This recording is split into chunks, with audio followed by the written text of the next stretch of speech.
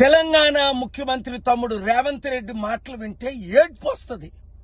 మమ్మల్ని దొంగల్లా చూస్తున్నారు, మమ్మల్ని భిక్షగాల్లా చూస్తున్నారు, ఢిల్లీలో మాకు అపాయింట్మెంట్ లేవు, విదేశాల నుంచి డబ్బు తేలేము, శాలరీలు కట్టలేము, మమ్మల్ని మొక్కలు చేసుకొని తిన్నా.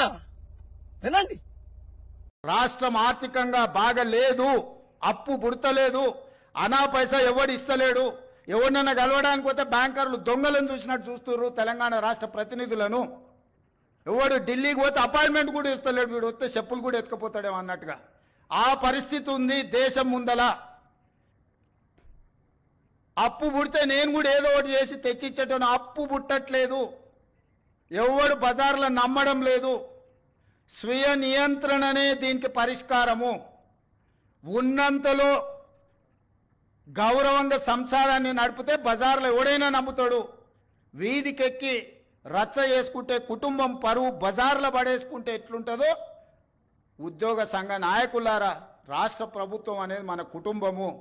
ఈ పరువును బజార్లో మీరు పడేస్తాము అని అంటే కుటుంబ పెద్దగా వద్దు అని నేను విజ్ఞప్తి చేస్తున్నా.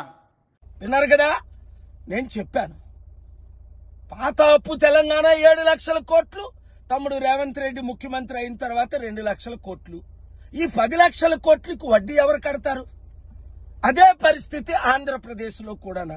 తెలుగు ప్రజలారా, ఈ ముఖ్యమంత్రులు మారి నాతో పాటు గత వారం వాషింగ్టన్ డీసీలో, అమెరికాలో, 2 వారాల క్రిందట టర్కీ, యూరోప్లో సమిట్లకు వచ్చుంటే 100,000 కోట్లు, కనీసం సంవత్సరానికి 1,02 కోట్లు తెచ్చుకున్నా నిరుద్యోగులు ఆత్మహత్య చేసుకోరు, రైతులు ఆత్మహత్య చేసుకోరు, జీతాలు ఉద్యోగస్తులకు ఇవ్వచ్చు, ఇన్వెస్ట్మెంట్లు తేవచ్చు, అభివృద్ధి చేయొచ్చు. అంటే కలుద్దాం అంటారు, మరి కలరు. వాళ్ళు కలిసేటట్టు ప్రార్థించండి.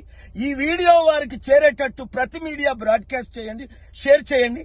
లేదంటే ఇప్పుడున్న రాజకీయ నాయకులు చిత్తుగా అన్ని పార్టీలు ఓడించి ప్రజాశాంతి పార్టీని గెలిపించి రాష్ట్రాల్ని, దేశాన్ని కాపాడుకుందాం. Thank you very much.